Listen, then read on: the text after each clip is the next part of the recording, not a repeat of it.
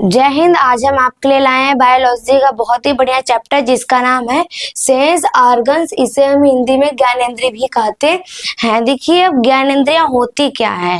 बाहरी वातावरण का ज्ञान जिस अंगों से होता है उसे ज्ञानेंद्रिय कहते हैं। और ये जो ज्ञानेंद्रियां हैं ये 5 प्रकार की होती हैं। कितने प्रकार की होती हैं?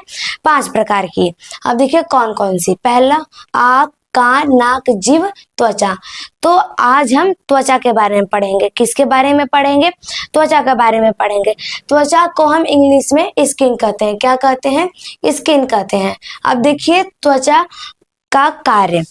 त्वचा कीटाणुओं से हमारे शरीर की रक्षा करता है। क्या करता है? त्वचा कीटाणुओं से हमारे शरीर की रक्षा करता है। जब कीटाणु त्वचा के अंदर एंट्री करते हैं तो हमारे त्वचा में लाइसोजाइम एंजाइम पाया जाता है। क्या पाया जाता है? लाइसोजाइम एंजाइम पाया जाता है जो उन कीटाणुओं को मार देता है। क्या करता है? मार देता है। और स्किन 3 प्रकार की होती है। कितने प्रकार की होती हैं? 3 प्रकार की होती हैं। पहला एपिडर्मिस। एपिडर्मिस को हम हिंदी में अधिचर्म कहते हैं। और दूसरा डर्मिस। डर्मिस को हिंदी में चर्म कहते हैं। और तीसरा क्या है? हाइपोडर्मिस। अब देखिए एपिडर्मिस। एपिडर्मिस जो है ये उपकला ऊतक का बना होता है। किसका बना होता है? उपकला ऊतक का बना होता है। और जो उपकला ऊतक मांसपेशी है ये पतली चिकनी झिल्ली की बनी होती है। किसली बनी होती है? पतली बारीक चिकनी झिल्ली की बनी होती है। और देखिए जैसे कि हमारा ये एपिडर्मिस है। क्या है? एपिडर्मिस है एकदम पतली होती है। क्या होती है? बहुत पतली होती है। और ये बाहरी परत होती है। क्या होती है? बाहरी लेयर यानी कि बाहरी परत होती है। इसमें 5 परतें पाई जाती हैं। कितनी परतें पाई जाती हैं? 5 परतें। जैसे देखिए हमारे जो एपिडर्मिस है बहुत पतली होती है। तो सोचिए कि इसमें जो 5 परतें हैं तो कितनी पतली पतली होंगी ये आप देख सकते हैं। और इसमें एपिडर्मिस में हमारा मेलानिन होता है। क्या होता है? मेलानिन होता है। मेलानिन के जो सूर्य की पराबैंगनी किरणें हैं ये बहुत घातक होती हैं। क्या होती हैं? बहुत घातक होती हैं। जब सूर्य की पराबैंगनी किरणें हमारी त्वचा पर आती हैं तो हमारी त्वचा में मेलानिन होता है। क्या होता है? मेलानिन होता है जो उन सूर्य की पराबैंगनी किरणों को अवशोषित कर लेता है। क्या कर लेता है? अवशोषित कर लेता है। और इसकी खोज सीपी रॉबिन ने की थी। किसने की थी? सीपी रॉबिन ने की थी। अब देखिए हमारी त्वचा में विटामिन डी बनता कैसे है। पराबैंगनिक बी विकिरण के संपर्क में आने पर, पराबैंगनिक बी विकिरण के संपर्क में आने पर विटामिन डी बनता है। क्या बनता है? विटामिन डी बनता है। और यह जो विटामिन डी है ये कैल्शियम का निर्माण करने में हमारा बहुत सहयोग करता है। क्या करता है? ये कैल्शियम को बनाने में हमारा बहुत सहयोग करता है। और जो हमारा मेलानिन है, मेलानिन के कारण ही हमारे त्वचा का कलर बदलता रहता है। जो हमारा मेलानिन है इसी के कारण ही हमारे त्वचा का कलर बदलता है। जिसमें मेलानिन ज्यादा पाया जाता है वह व्यक्ति एकदम काला होता है। और जिसमें मेलानिन थोड़ा कम पाया जाता है वह व्यक्ति सांवला होता है। और जिसमें मेलानिन एकदम कम पाया जाता है वह व्यक्ति एकदम गोरा होता है। क्या होता है? गोरा होता है और एकदम अंग्रेज के जैसे होता है। और हमारा जो एपिडर्मिस है इसमें ब्लड नहीं होता है। जो हमारा एपिडर्मिस है इसमें ब्लड नहीं होता है। जैसे कि आप लोगों ने देखा होगा जब आप लोगों को किसी चीज से चोट लग जाती है तो सिर्फ उसके ऊपर का चमड़ा जो है वो उखड़ जाता है। क्या हो जाता है? उखड़ जाता है। लेकिन उसमें ब्लड नहीं आता है। क्या नहीं आता? ब्लड नहीं आता है। तो हम लोग उसे क्या करते हैं? उसे उखाड़ देते हैं। क्या करते हैं? उसे हम उखाड़ देते हैं। देखिए जिसमें ब्लड नहीं होता है यानी कि जब चोट लग जाती है मांस जिसपे, तो जिसमें ब्लड नहीं होता है, नहीं आता है, वो हमारा एपिडर्मिस होता है। क्या होता है? एपिडर्मिस होता है। ये आपको याद रखना है कि जो चमड़ा उखड़ जाता है और जिसमें ब्लड नहीं होता वो हमारा एपिडर्मिस उखड़ा होता है। क्या उखड़ा होता है? एपिडर्मिस उखड़ा होता है। और देखिए हमारा अगला डर्मिस। दूसरा क्या है? डर्मिस। डर्मिस को हिंदी में चर्म कहते हैं। क्या कहते हैं? चर्म कहते हैं। और ये जो डर्मिस है ये संयोजिक ऊतक का बना होता है। किसका बना होता है? संयोजिक ऊतक का बना होता है। और ये बीच का भाग सबसे मोटा होता है। जो डर्मिस है ये बीच का भाग होता है लेकिन ये सबसे मोटा होता है। जैसे कि देखिए जो हमारा डर्मिस है ये बीच का भाग होता है, लेकिन ये सबसे मोटा होता है। क्या होता है? सबसे मोटा होता है। और इसी में ग्रंथियां पाई जाती हैं। क्या पाई जाती हैं? इसी में ग्रंथियां पाई जाती हैं। जैसे कि बाल की ग्रंथि, रोम की ग्रंथि जो है यही हमारे डर्मिस में पाई जाती है। जैसे कि जो बाल की जड़ें हैं ये हमारे डर्मिस में पाई जाती है। किस में पाई जाती हैं? डर्मिस में पाई जाती हैं। और जो रोम की जड़ें हैं यह भी डर्मिस में पाई जाती हैं। किस में पाई जाती हैं? डर्मिस में पाई जाती हैं। जो हमारा डर्मिस है इसमें 2 लेयर होते हैं। कितने लेयर होते हैं? 2 लेयर होते हैं। पहला क्या है? पैपिलियरी। पहला क्या है? पैपिलियरी। और दूसरा रेटिकुलर। दूसरा रेटिकुलर। अब देखिए ये जो हमारा डर्मिस है, डर्मिस का जो ऊपर वाला भाग देख रहे हैं आप, ये हमारा क्या है? पैपिलियरी डर्मिस। क्या है? पैपिलियरी डर्मिस। और जो डर्मिस के नीचे वाला आप देख रहे हैं ये वाला डर्मिस, इसके नीचे वाले भाग जो है इसे हम रेटिकुलर डर्मिस कहते हैं। क्या कहते हैं? रेटिकुलर डर्मिस कहते हैं। और ये जो डर्मिस है इसका प्रयोग औद्योगिक प्रयोग में किया जाता है, यानी कि जो फैक्ट्रियों में बनाए जाते हैं बेल्ट, जूता, पर्स, अन्य चीजें, उनमें प्रयोग किया जाता है। और ये जो बेल्ट, जूता, पर्स जो बनते हैं ये जानवरों के डर्मिस के बनते हैं। किसके बनते हैं? जानवरों के डर्मिस के बनते हैं। अब देखिए हमारा हाइपोडर्मिस। जो हमारा हाइपोडर्मिस है ये अधस्तक ऊतक का बना होता है। किसका बना होता है? अधस्तक ऊतक का बना होता है। और यह हमारा जो है ये डर्मिस से कम मोटा होता है। क्या होता है? ये डर्मिस से कम मोटा होता है। जैसे कि देखिए हमारा डर्मिस बहुत मोटा होता है और जो हाइपोडर्मिस है ये उससे कम मोटा होता है। देखिए जो हमारा हाइपोडर्मिस ये इतना मोटा है, डर्मिस से इतना मोटा होता है। हमारा हाइपोडर्मिस है ये मांसपेशी और हड्डी से जुड़ा होता है। किससे जुड़ा होता है? मांसपेशी और हड्डी से जुड़ा होता है।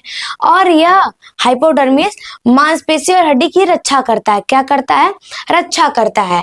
जो हमारा हाइपोडर्मिस है इसमें कनेक्टिव ऊतक और वसा पाए जाते हैं। क्या पाए जाते हैं? कनेक्टिव ऊतक और वसा पाए जाते हैं। और जो हमारा हाइपोडर्मिस है ये एसी का काम करता है। किसका काम करता है? एसी का काम करता है। जैसे कि आप लोगों ने देखा होगा कि हमारे घर में एसी होता है, तो हमारे घर में एसी होती है तो जो एसी होता है वो गर्मी के दिन रूम को ठंडा रखता है और ठंडी के दिन में वह रूम को गर्म रखता है। उसी तरह हमारा हाइपोडर्मिस भी हमारा हाइपोडर्मिस भी एसी का ही काम करता है। किसका काम करता है? एसी का काम करता है। जब गर्मी का दिन होता है तो जब सूर्य की किरणें हमारी त्वचा पर पड़ती हैं, किस पे पड़ती हैं? त्वचा पर। यानी कि पहले किस पे पड़ती है? हमारी एपिडर्मिस पे पड़ती हैं। तो जो हमारा एपिडर्मिस है ये बहुत कचरा होता है। क्या होता है? बहुत कचरा होता है। जब एपिडर्मिस को गर्मी लगने लगती है तो एपिडर्मिस सोचता है कि हमको तो गर्मी लग रही है, और डर्मिस क्या कर रहा है? मजाक कर रहा है। डर्मिस जो है वो मजाक कर रहा है। तो वो सोचकर वो उस गर्मी को डर्मिस को दे देता है। किसको दे देता है? डर्मिस को दे देता है। फिर जो हमारा डर्मिस है वो वही काम करता है जो एपिडर्मिस करता है। फिर जो हमारा डर्मिस है वो कहता है कि हमको दे दिया गर्मी लगने पे था, तो डर्मिस भी वही सोचने लगता है जो एपिडर्मिस सोचता है कि हाइपोडर्मिस तो मजाक कर रहा है। तो वो उससे वो हाइपोडर्मिस का देखा नहीं जाता, तो वो उस गर्मी को हाइपोडर्मिस को उठा कर दे देता है। किसको देता है? हाइपोडर्मिस को उठा कर दे देता है। कहता है कि लो अब तुम भी झुलसो उसी में। तो वो जो हमारा हाइपोडर्मिस है ये बहुत अच्छा होता है। क्या होता है? बहुत अच्छा होता है। यह सोचता है कि अगर मैंने गर्मी को उठाकर मांसपेशी और हड्डी को दे दिया तो हमारे शरीर का तापमान का बैलेंस बिगड़ जाएगा। क्या बिगड़ जाएगा? हमारे शरीर के तापमान का बैलेंस बिगड़ जाएगा। यह सोचकर हाइपोडर्मिस उस गर्मी को अपने पास रख लेता है। क्या कर लेता है? वो उस गर्मी को अपने पास रख लेता है। और जब ठंडी का मौसम, ठंडी का दिन होता है तो एपिडर्मिस जो है वो वही काम करता है। जब एपिडर्मिस को ठंडी लगती है तो एपिडर्मिस सोचता है कि हमें तो ठंडी लग रही है, और डर्मिस क्या कर रहा है? मजाक कर रहा है, अपना उसी में मजाक कर रहा है। तो एपिडर्मिस जो है वो कहता है कि डर्मिस मजाक कर रहा है और मैं ठंडी में ठंडा हूँ, मतलब कि मैं एकदम ठंडा रहूं। तो वह सोचकर वह उस ठंडी को डर्मिस को दे देता है। किसको देता है? डर्मिस को दे देता है। फिर जो हमारा डर्मिस है वो वही सोचता है कि एपिडर्मिस हमें ठंडी दे दिया, तो उससे वो डर्मिस जो है उसको हाइपोडर्मिस कि हाइपोडर्मिस को खुद से देखा नहीं जाता। तो वो कहता है कि एपिडर्मिस ने मुझे ठंडी दे दिया और मैं भी हाइपोडर्मिस को दूंगा। तो वो क्या काम करता है, वो हाइपोडर्मिस को ठंडी उठा कर देता है। फिर जो हमारा हाइपोडर्मिस है वो वही काम करता है। क्या करता है, वही काम करता है।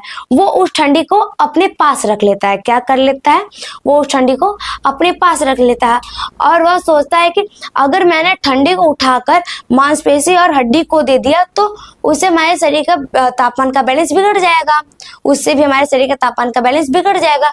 यह सोचकर वह उस ठंडी को अपने पास रख लेता है। क्या कर लेता है, अपने पास रख लेता है। देखिए जब 40 साल की होती हैं तो उनके चेहरे पर झुर्रियां पड़ने लगती हैं। क्या पड़ने लगती हैं, झुर्रियां पड़ने लगती हैं। क्योंकि अब देखिए झुर्रियां पड़ती कैसी हैं, क्योंकि उनका जो हाइपोडर्मिस है, ये हाइपोडर्मिस उनका खत्म होने लगता है। क्या होने लगता है, हाइपोडर्मिस खत्म होने लगता है। और 60-70 के जब हो जाते हैं तो उनके जो झुर्रियां हैं, जो उनकी त्वचा है वो और झुरने लगती है। क्यों, क्योंकि उनका जो हाइपोडर्मिस है वो एकदम खत्म हो जाता है। क्या खत्म हो जाता है, एकदम हाइपोडर्मिस खत्म हो जाता है। इसलिए उनकी त्वचा जो है उन झुर्रियां पड़ने लगती है। उनको क्या पड़ने लगती है, झुर्रियां पड़ने लगती हैं।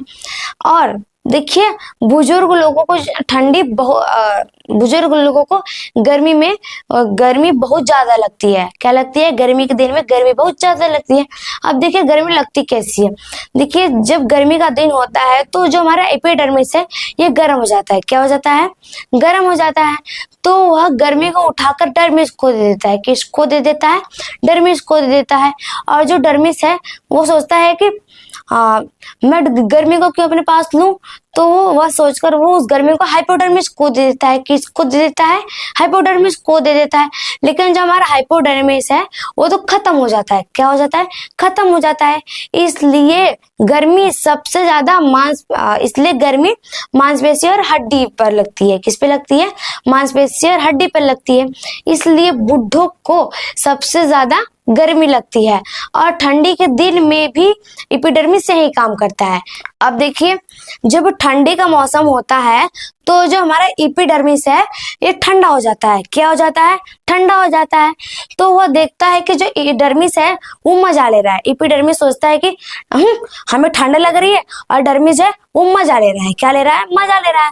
तो जो एपिडर्मिस है वो उस ठंडे को उठाकर डर्मिस को दे देता है। किसको दे देता है, डर्मिस को दे देता है।